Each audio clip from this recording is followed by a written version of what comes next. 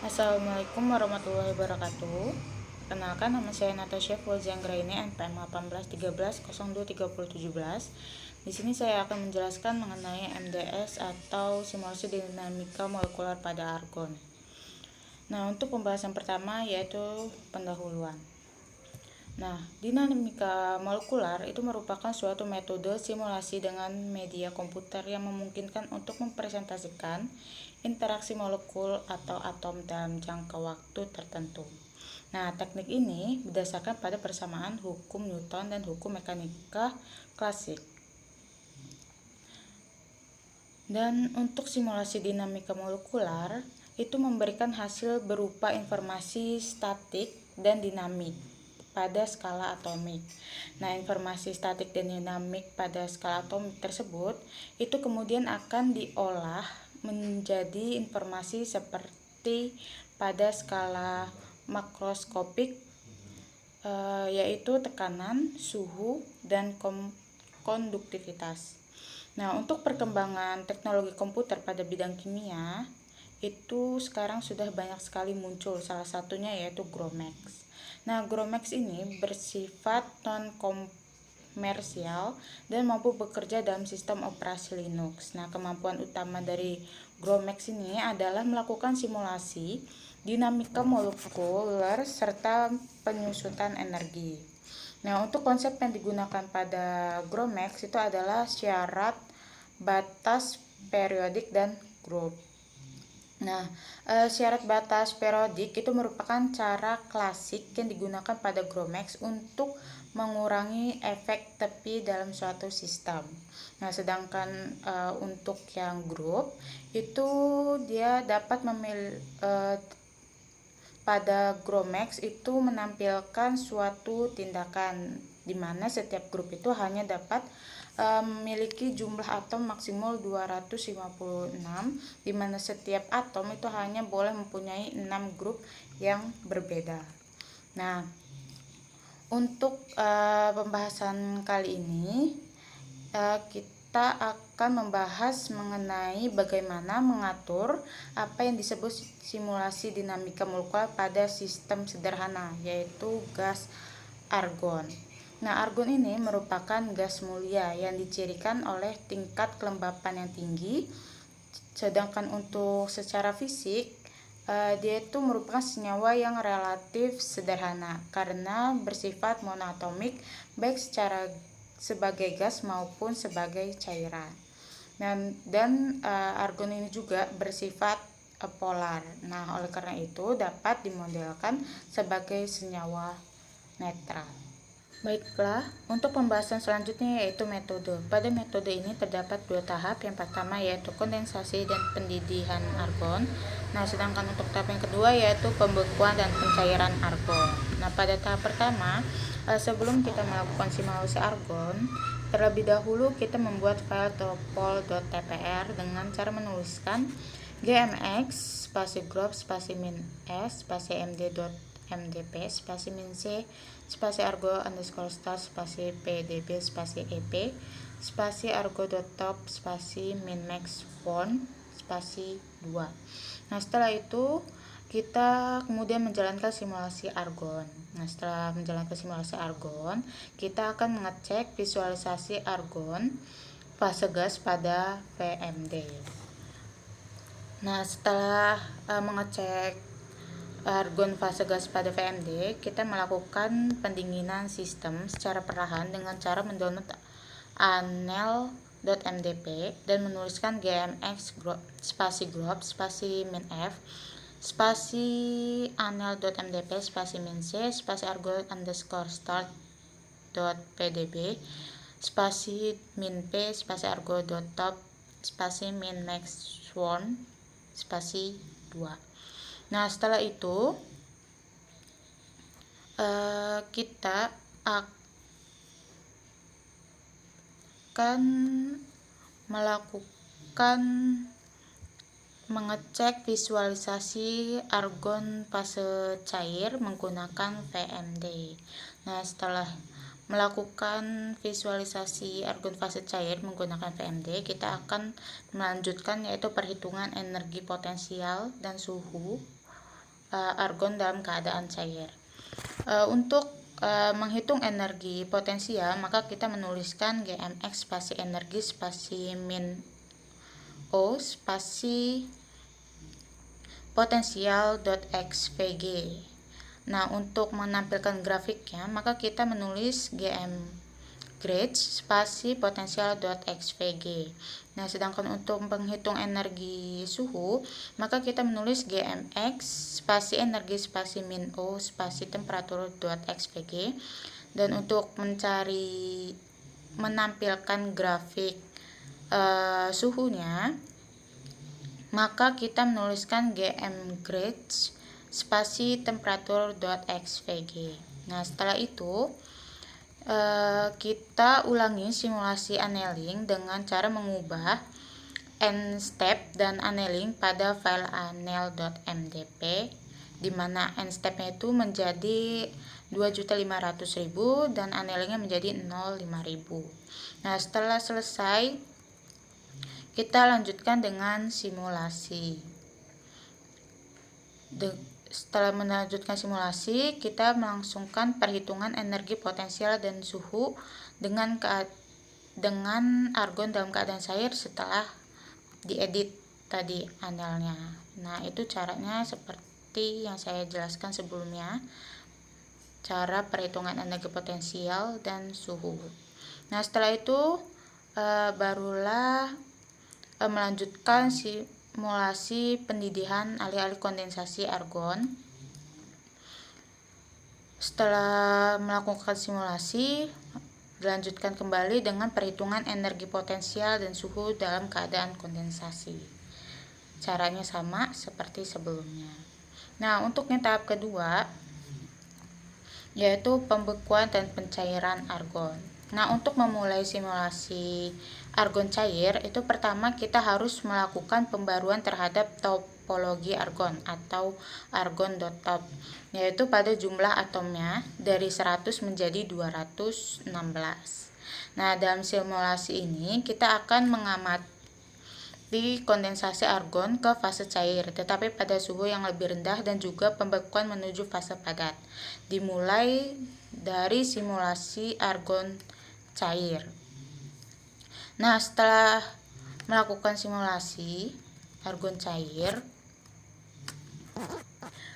kita akan menganalisis perilaku dinamis argon cair, di mana dilakukannya perhitungan konstanta difusi dari simulasi dengan menuliskan GMX spasi MSD spasi min S spasi min F spasi trust underscore com.xtc spasi min 3 start spasi 50 spasi min B spasi 100. Nah, kemudian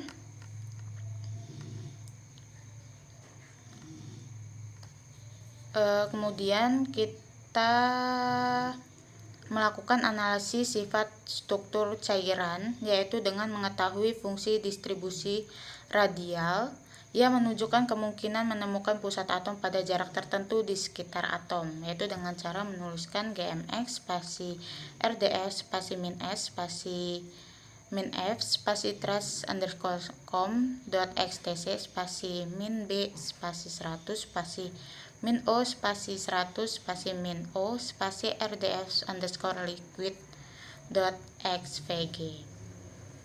Nah, selanjutnya untuk melihat grafik fungsi distribusi radialnya dengan menuliskan GM grade spasi RDF underscore liquid .xvg.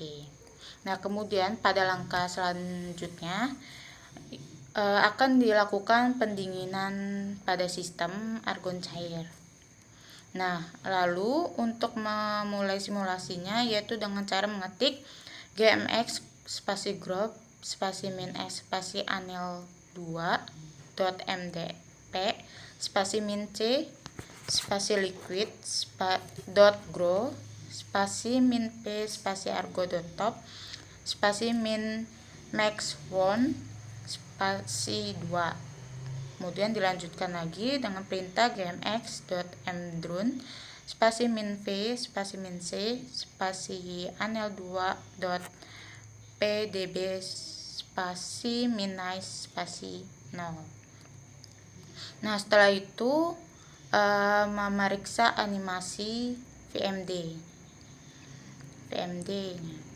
Nah, selanjutnya melakukan perhitungan energi potensial untuk sistem tersebut, yaitu dengan menuliskan gmx spasi energi spasi min o spasi potensial.xvg. Nah, untuk menampilkan grafiknya, kita menuliskan gmgrid spasi potensial.xvg.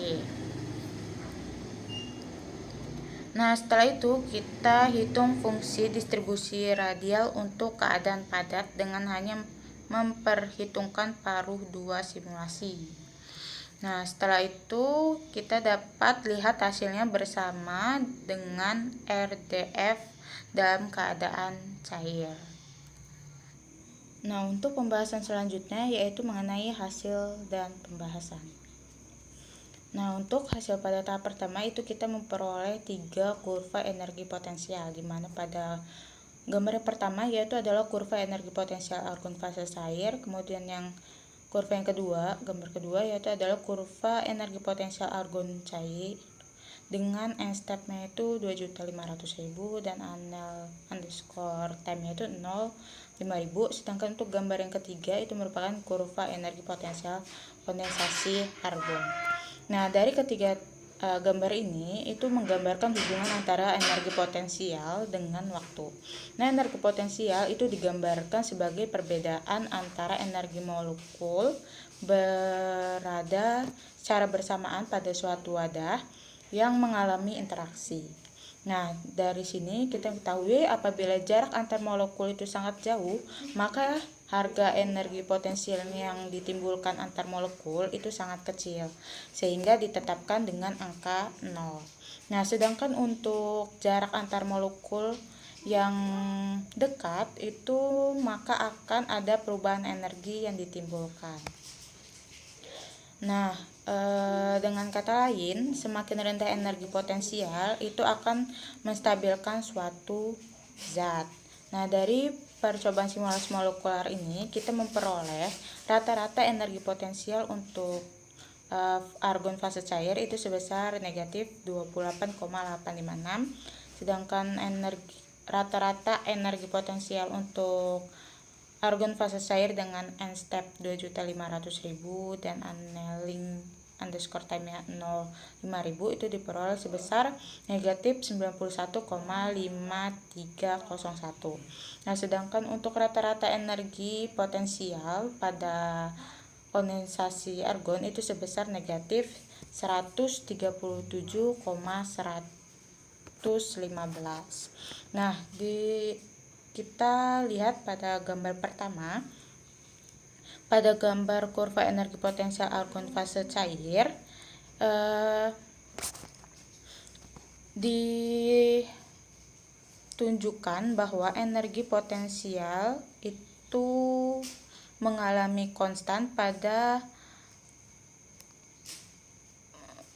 energi potensialnya yaitu 0 kJ per mol dengan waktu 0 sampai 500 PS.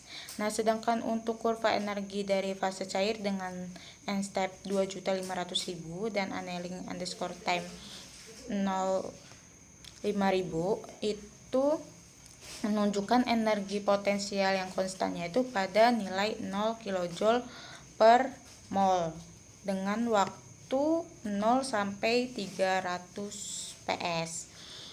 Nah, sedangkan untuk yang kurva energi potensial kondensasi argon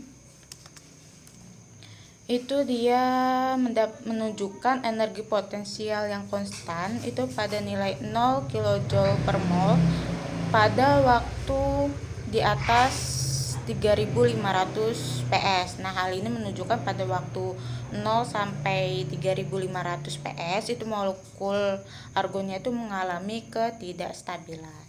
Nah, stabilitas ini dialami oleh argon karena membentuk susunan kristal yang lebih stabil yang akan menurunkan energi. Nah, selanjutnya hasil yang diperoleh pada tahap pertama yaitu 3 grafik kurva suhu. Nah, untuk kurva yang pertama itu merupakan kurva suhu argon fase cair. Nah, sedangkan yang gambar kedua itu merupakan kurva suhu argon fase cair dengan n-step 2.500.000 dan annealing time-nya 0.500. Dan untuk gambar yang ketiga yaitu kurva suhu kondensasi argon. Nah, untuk rata-rata suhu pada argon fase cair itu diperoleh sebesar 62,3526. Sedangkan untuk rata-rata suhu pada kurva suhu argon fase cair dengan n-step 2.500.000 dan annealing time 0.500 itu diperoleh sebesar 62,4399. Nah, sedangkan untuk rata-rata suhu pada kurva suhu kondensasi argon itu diperoleh sebesar 87,4081. Nah, dari sini kita lihat bahwa suhu setelah argon fase cair diubah n-stepnya itu dia rata-rata suhunya meningkat dibandingkan sebelumnya. Nah, kalau yang tadi, yang sebelumnya, kalau energi potensialnya itu kebalikannya. Kalau energi potensial argon fase cair setelah diubah n-step dan annealing time-nya itu menjadi lebih kecil dibandingkan sebelumnya.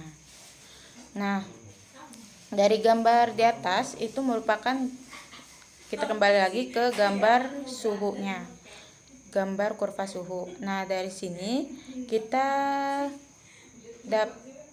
gambar kurva suhu ini menggambarkan hubungan antara suhu dalam satuan Kelvin dengan waktu pada satuan PS. Nah, dari gambar ini kita dapat lihat bahwa semakin berjalannya waktu maka suhu semakin menurun. Nah, itu terjadi pada argon fase cair. Nah, begitu pula sedangkan untuk kurva suhu kondensasi argon digambarkan bahwa semakin berjalannya waktu maka suhu semakin meningkat. Selanjutnya, di sini dapat dilihat gambar visualisasi dari argon fase gas, kemudian ada visualisasi argon fase cair dan visualisasi argon fase padat. Nah, pada fase gas ini dapat dilihat argonnya itu jaraknya saling berjauhan, sedangkan untuk pada fase padat itu argonnya jaraknya sangat dekat.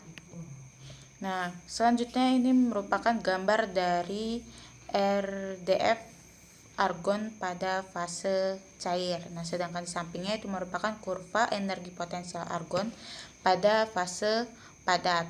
Nah, pada kurva ini diperolehlah rata-rata energi potensial dari argon fase padat itu sebesar negatif 1555,66.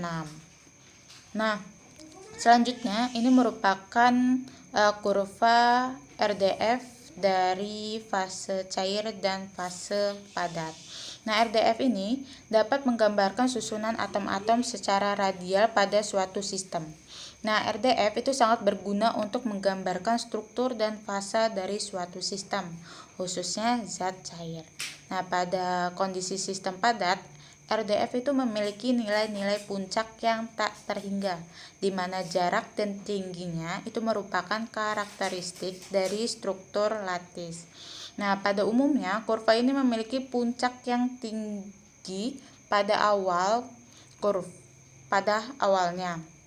Nah, kurva fase padat itu memiliki fungsi distribusi yang tinggi, terutama pada jarak 0,39 nm. Nah, sedangkan pada fase cair, kurvanya itu menunjukkan konstan karena menggambarkan struktur kristal. Nah, fungsi distribusi argon itu menurun seiring menurunnya kerenggangan. Nah, pembahasan selanjutnya yaitu kesimpulan. Nah, kesimpulan yang diperoleh dari simulasi dinamika molekular argon ini, yang pertama yaitu rata-rata energi potensial dan suhu argon pada fase cair itu berturut-turut sebesar negatif 28,856 dan 62,3526. Nah, yang kedua yaitu rata-rata energi potensial dan suhu argon fase cair yang setelah diedit end step-nya dan annealing time-nya berturut-turut sebesar negatif 92,5301 dan 62,4399. Nah, yang ketiga yaitu rata-rata energi potensial dan suhu kondensasi argon itu berturut-turut sebesar negatif 137,115 dan 87,4081. Nah, yang keempat yaitu rata-rata energi potensial argon fase padat itu sebesar negatif 1555,66.